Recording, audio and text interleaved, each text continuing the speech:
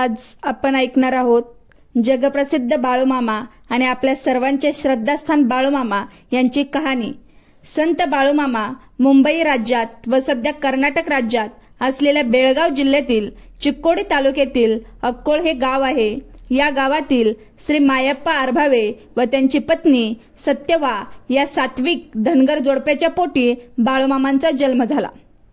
बालपणातले जगावेगळे वागणे सुधारावे म्हणून त्यांना अक्कोळ इथल्या जैन व्यापारी चंदूलाल शेटजी यांच्याकडे चाकरीला ठेवले।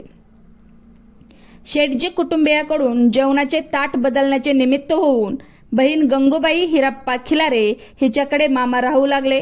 त्यांचे भाचे बाळूमामांना मामा म्हणत असत, तेव्हापासून ते भाच्यांचे मामा आणि जगाचे बाळूमामा झाले। उन्हाळ्याच्या ऐन दुपारी खोल अवघड विहिरीच्या पाणी पाजून 2 साधूंना तृप्त केले। त्या साधूंनी बाळूमामांना वाचासिद्धी आणि कार्यसिद्धीचा आशीर्वाद दिला।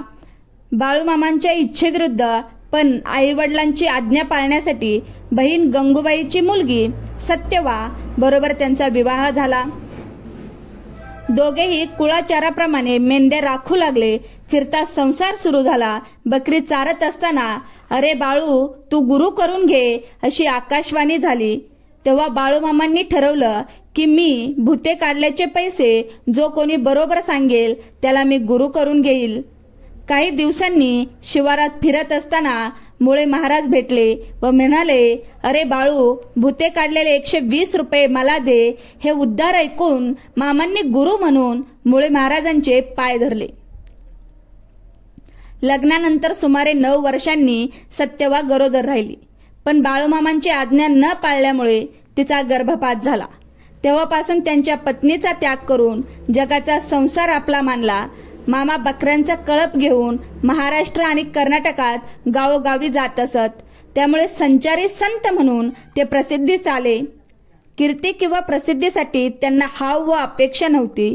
भक्तांच्या भल्यासाठी कल्याणासाठी प्रसंगानुसार त्यांनी काही चमत्कार घडवले। पंचमहाभूतावर त्यांची सत्ता होती। कानडी व मराठी ग्रामीण बोलीभाषेत ते सर्वांना न्याय नीती धर्मरचनाचा उपदेश करत असत। प्रसंगी शिव्या देत असत। शिव्या म्हणजे त्यांच्या आशीर्वादाच्या ओव्याच असत। लहानपणापासूनच ते थोरांपर्यंत, गरिबापासून ते श्रीमंतापर्यंत, अडाण्यापासून ते विद्वानापर्यंत सर्व शहरांतील स्त्री पुरुष त्यांचे भक्त होते आणि आहेत। शर्ट धोतार फेटा कांबळा कोल्हापुरी चप्पल हा त्यांचा पेहराव। भाजी भाकरीचा साधा आहार त्यांना आवडे। ऊन वारा पाऊस किंवा थंडी असो बकऱ्यांसवे शिवारातच त्यांचा मुक्काम असे। गोरगरिबांना अन्नदान व्हावे, ते भक्ती मार्गाला लागावेत म्हणून त्यांनी 1932 सालापासून भंडारा उत्सव चालू केला। यापुढची बाळूमामांची कहाणी ऐकण्यासाठी YouTube चॅनलला सबस्क्राईब करा, इन्स्टावरती फॉलो करा आणि फेसबुकवरती फॉलो करा। धन्यवाद।